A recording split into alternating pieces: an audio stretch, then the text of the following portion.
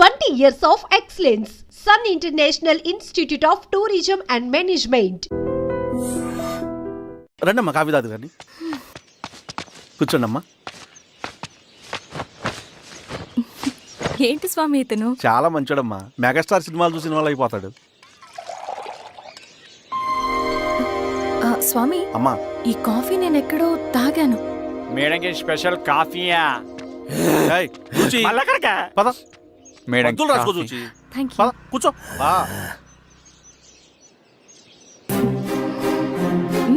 Coffee బాగుంది. ఎవరు చేశారు?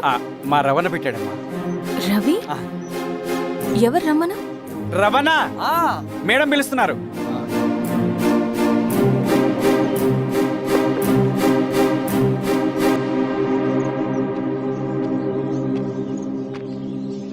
ఇతనే రవణ. శిరీష మీరా? రవి నువ్వేంటి ఇక్కడ? కాఫీ బాగుందా? చాలా. అది కాదు రవి, నువ్వు ఇక్కడ. ఈ హోటల్ మనోల్దే. మన ఫ్రెండ్స్ అందరు బాగున్నారా? చాలా బాగున్నారు. అవును మీరేంటి ఇక్కడ? ఏమైంది అన్నా అన్నా ఏమైందన్నా? అన్నా లే అన్నా. స్వామి త్వరగా కార్తీ. జాగ్రత్త అన్నా, త్వరగా పట్టిది అన్నా. అన్నా త్వరగా పోనీ.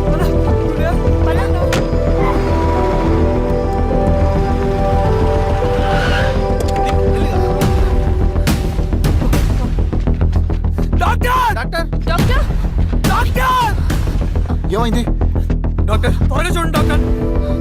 లోపల తీసుకురండి.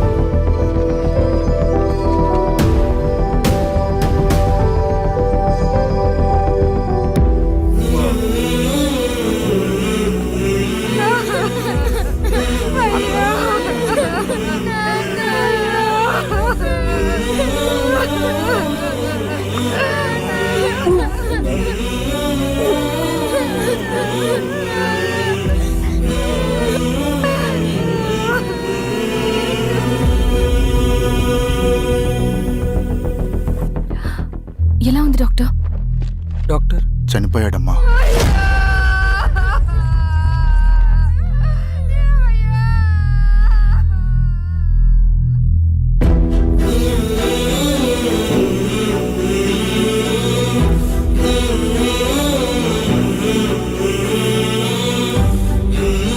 ఆ పేపర్స్ ఏంటి రవి? అతని భూమికి సంబంధించిన పేపర్స్.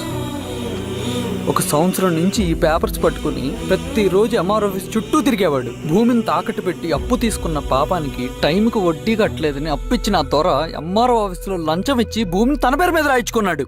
ఈ ఎంఆర్ఓ ఆఫీస్లో ఎవరు నిజాయితీగా పనిచేయట్లేదండి. చెట్టు కట్టి నరకాలు ఒక్కొక్కడిని. నరికేయడమేంటి రవి? నువ్వు కాగితం మీద ఒక బొమ్మ గీస్తావు, ఒక చోట సరిగ్గా రాదు, ఏం చేస్తావు? ఎరేజర్తో సరిచేస్తావా, లేకుంటే ఆ పేపర్ని చింపేస్తావా? మరి మనుషుల విషయంలో ఎందుకు రాదు ఆ ఆలోచన? తప్పు చేసిన ప్రతి ఒక్కరిని నరుక్కుంటూ పోతే చివరికి మిగిలేది మనుషులు కాదు, శవాలు.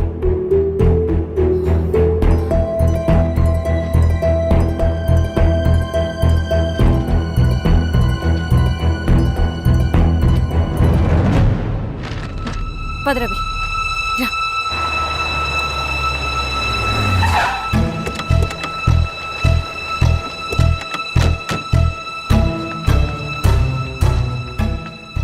పానుకోటి నర్సయ్య ల్యాండ్ ఎవరు చూస్తున్నారు?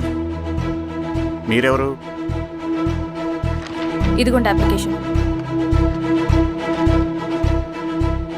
ఇది డిస్ప్యూట్ ల్యాండ్, ఎవడేం చేయలేడు. నీ నిర్లక్ష్యం, నీ లెక్కలేనితనం వల్ల ఒక నిండు ప్రాణం పోయింది. ఒక కుటుంబమే రోడ్డు మీద పడింది తెలుసా? ఏంటమ్మా గొడవ?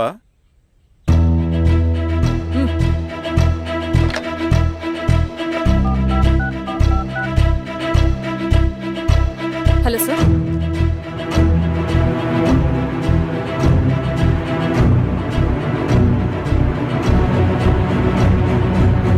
Okay sir. You are dismissed. Pion! నేను ఒక పేపర్ ఇస్తాను, అది కలెక్టర్ గారికి ఫ్యాక్స్ చేయి. అలాగే మేడం. ఎవరమ్మా మీరు? ఈ ఊరికి కొత్తగా వచ్చిన ఎంఆర్ఓ.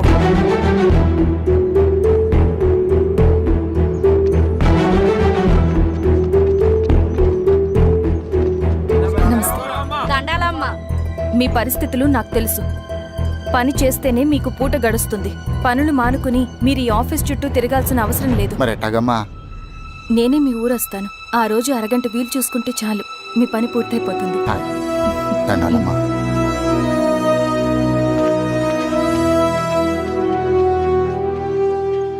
ఎన్నిసార్లు తుడుచుకున్నా పోతాయి, కానీ వీళ్ళ నిర్లక్ష్యంతో పేదవాళ్ల ప్రాణాలే పోతున్నాయి. అన్నయ్య, మన ఊరి సమస్య పేదరికం కాదు, నక్సలిజం. నాలాంటి ప్రభుత్వ ఉద్యోగులు వాళ్ళ డ్యూటీలు సక్రమంగా చేయకపోవడం వల్ల విసిగిపోయిన జనం అడవిలో వాళ్ళ హెల్ప్ తీసుకుంటున్నారు. ఒక వ్యవస్థ ఇక్కడ సరిగ్గా పనిచేయనందుకే మరో వ్యవస్థ అక్కడ పుట్టింది. అందుకే నా పన్నం చేయనివ్వండి. స్నానం చేసిరండి, భోజనం చేద్దాం.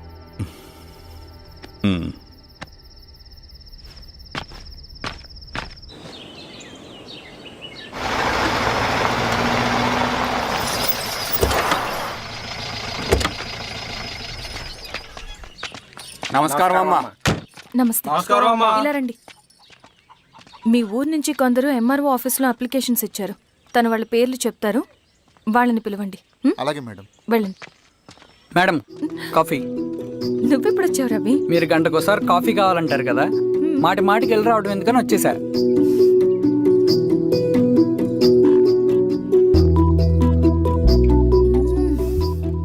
రవి, ఈ కాఫీ కోసమైనా నేను పెళ్లి చేసుకోవచ్చు. అదేంటి అలా అనేసారు? That's a compliment. భలే వారండి బాబు. దండాలమ్మా. నమస్తే. ఇలా ఇవ్వండి. చెప్పండి, మీ సమస్యలేంటో.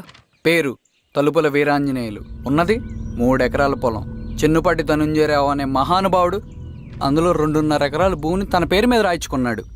అడిగితే నీ దిక్కున్న చోటు చెప్పుకోమన్నాడు. దిక్కులేనాడు కాబట్టి 1/2 ఎకరం భూమి మీదే పెద్ద కుటుంబాన్ని నెట్టుకొస్తున్నాడు. అవునమ్మగారు, ఆ పొలం ఎలాగైనా తిరిగి ఇప్పించేయండి అమ్మగారు. ఆ పొలం కోసం 3 సంవత్సరాల నుంచి తిరుగుతున్నాను అమ్మగారు. వీరబాబు, వీళ్ళందరి దగ్గర కలెక్ట్ చేసుకో. మేడం, దాదాపుగా ఇక్కడ ఉన్న వాళ్ళందరి పరిస్థితులు ఇవే. వీళ్ళ సమస్యలు పరిష్కారం కావాలంటే మాట్లాడాల్సింది వీళ్ళతో కాదు మేడం, మన ఊరి పెద్ద మనుషులతో. ఆహా. ఇందు మూలంగా 50 మంది గ్రామ ప్రజలకి తెలియజేయదేవనగా శ్రీరామగిరి గ్రామ పంచాయతీ మోతుబరి రైతులు, సన్న చిన్నకారు రైతులందరూ రేపు ఉదయం 10 గంటలకి ఎంఆర్ఓ ఆఫీస్ దగ్గరికి రావాలా.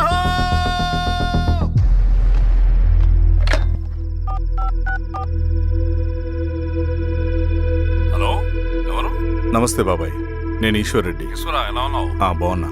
చెప్పు బాబాయ్, శిరీష్ ఎంఆర్ ఆఫీస్లో భూ సమస్యల గురించి రేపు మీటింగ్ ఏర్పాటు చేసింది. ఈ విషయం మన వాళ్ళంతా ఎలా తీసుకుంటారో అర్థం కావట్లేదు. అందుకనే మీకు ఫోన్ చేశాను. శిరీష్ చెప్పింది చేయండి, అదే మనకి కలిసి వస్తుంది.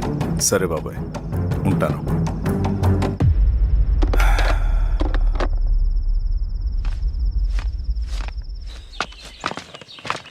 నమస్తే మేడం. నమస్తే అమ్మా. కూర్చోండి.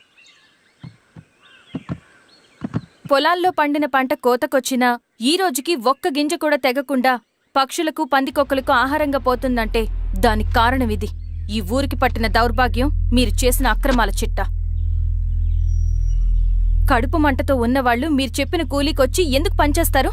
దౌర్జన్యాలు చేసి దిక్కున్న చోట చెప్పుకోమన్నారు. ఇప్పుడు అడవే వాళ్ళకి దిక్కైంది. అది ఎవరి తప్పు? మొత్తం 100 ఎకరాల పైచిలుకు భూమి వాళ్ల దగ్గర దౌర్జన్యంగా లాక్కుని ఇన్ని సంవత్సరాలుగా మీరు అనుభవిస్తూ ఉన్నది.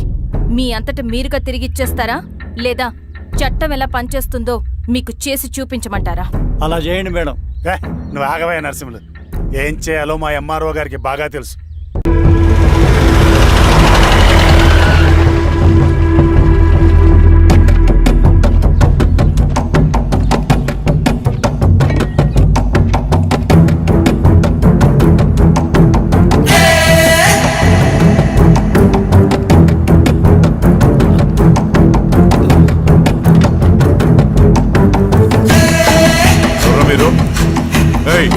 ఏంట్రా అది?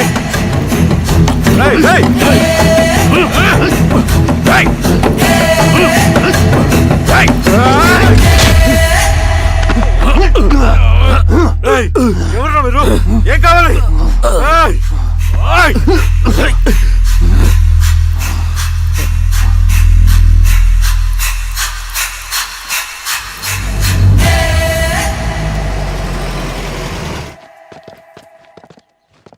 సార్ మన పోలీస్ టీం అడవంతా జల్లెడ పడుతున్నారు sir. You don't worry sir. చూడు ఇన్స్పెక్టర్, సాయంత్రంలో పేశ్వరయ్య ఇంట్లో ఉండాలా. వాడికి ఏమైనా అయితే మీ డిపార్ట్మెంట్లో ఏ ఒక్కడిని విడిచిపెట్టను నేను. అమ్మా, వాణ్ణి కలవటానికి వచ్చాను నేను. ఇంతలో ఇలా జరిగిపోయింది. నువ్వు ధైర్యంగా ఉండమ్మా. సార్ ఈ కంప్లైంట్ మేడం సైన్. ఇదిగో దీని మీద సంతకం పెట్టమ్మా.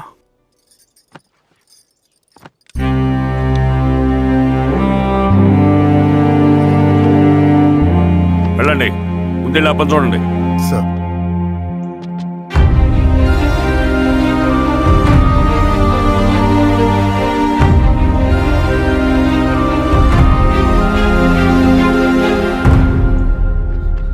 అయ్యా అయ్యా అయ్యా, మన పొలంలో అయ్యా ఏమైందిరా? ఈశ్వర్య శవం శవం శవం అయ్యా. చెన్నారెడ్డి, పద.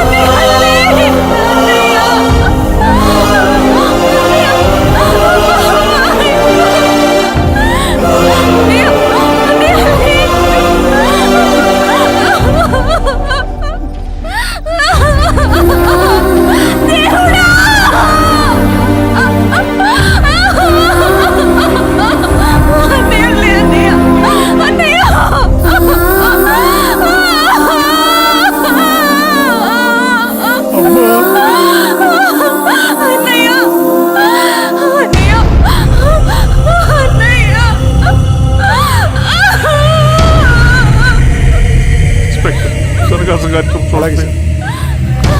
మీరేసా మీరు క్లియర్ చేయి. మీరందరూ జరగండి మా పక్కకి.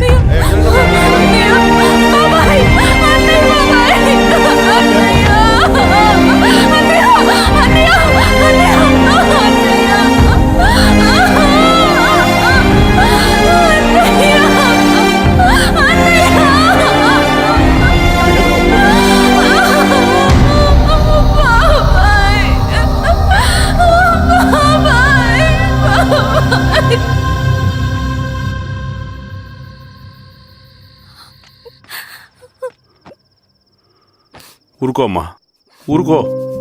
నలుగురికి మంచి చేయాలన్నది మీ అన్నయ్య కళ. అలాంటి వాడిని పొట్టను పెట్టుకున్నారు. ఆ కళ మధ్యలోనే ఆగిపోకూడదమ్మా.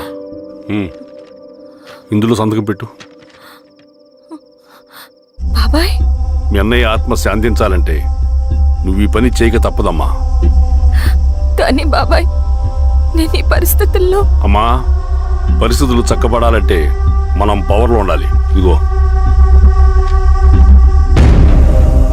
నువ్వు పెట్టిన ఆ ఒక్క సంతకం చాలా మంది జీవితాలు మార్చింది. నువ్వు పెట్టబోయే ఈ సంతకం ప్రజాస్వామ్యాన్ని బతికిస్తుంది. పెట్టమ్మా.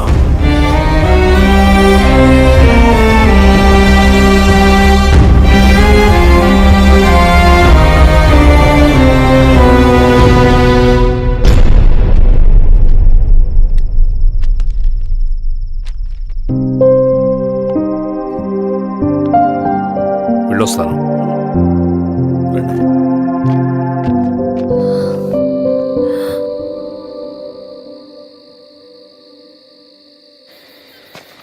లాల్ సలాం కామ్రేడ్.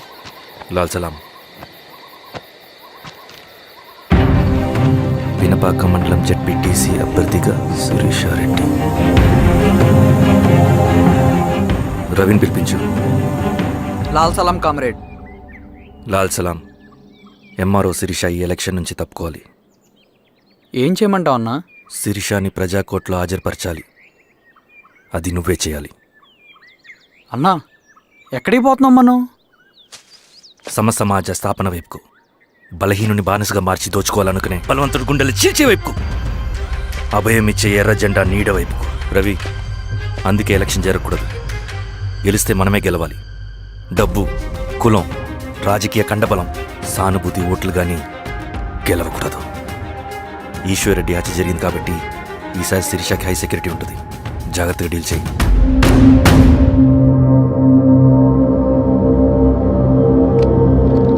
ఇక్కడ విప్లవ లక్ష్యాలకే తప్ప ఎమోషన్కి చోట్లేదు రవి. హత్యకి గురైన నరసింహులకు 2 పసిబిడ్డలున్నారు. అలాంటి ఎందరో పసిబిడ్డల భవిష్యత్తు కోసం మనం ఇచ్చేసినాం రవి. రవి, సెకండ్ వరల్డ్ వార్లో జర్మన్ సైన్యం స్టాలిన్ కొడుకుని బంధించింది. తమ జనరల్స్ని వదిలిపెడితే గాని నీ కొడుకును వదిలిపెట్టమని బేరం పెట్టింది. స్టాలిన్ ఏం చేశాడో తెలుసా? దేశం కోసం తన కొడుకుని వదిలేసుకున్నాడు. కానీ జనరల్స్ని వదిలిపెట్టలేదు. అది కమిట్మెంట్ అంటే. అదే కమిట్మెంట్ నీకు మన ఉద్యమం పట్ల ఉంటే వెళ్ళి శిరీష తీసుకురా.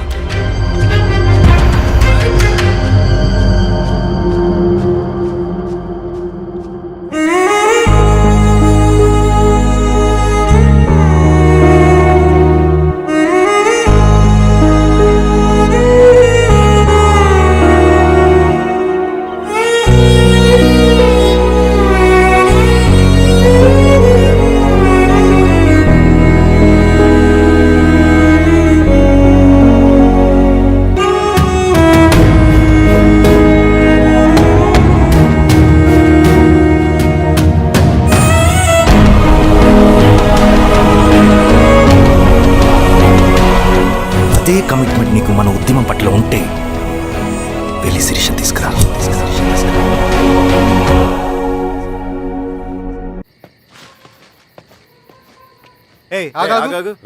సార్, రవి మనోడేరా? వెళ్ళు. అమ్మా, భోజనం తీసుకురమ్మంటారా? నాకేమొద్దు. భోంచేయకపోతే ఆరోగ్యం పాడవుతుంది శిరీష. నువ్వు వెళ్ళి తీసురా అమ్మా. సరే. రవి, నాకు ఒక మంచి కాఫీ చేసిస్తావా? తలనొప్పిగా ఉంది. చేసిస్తా కానీ తర్వాత నువ్వు భోంచేయాలి.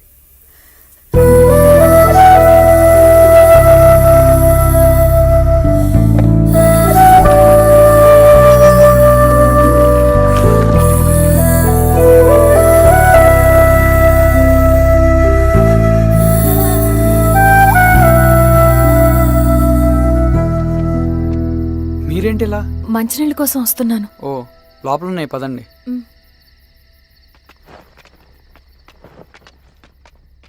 ఇదిగోండి మంచినీళ్ళు.